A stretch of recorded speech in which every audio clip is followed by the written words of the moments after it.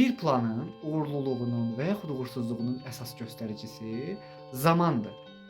Zaman isə bir gün də ola bilər, bir əsr və hətta əsrlər də ola bilər. Hamımızın bir rəssam olaraq tanıdığı Leonardo da Vinci 500 il bundan öncə sadəcə bir rəssam yox, həmçinin ixtiraçı, memar olduğunu sübut edib.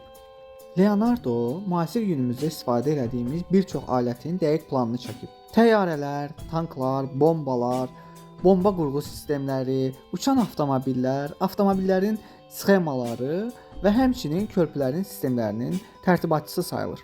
Hətta Osmanlı dövründə İstanbul üçün körpü planı tərtib edə biləcəyini bildirib, lakin sultan bunun təxribat planı olacağını düşünərək qəbul etməyib.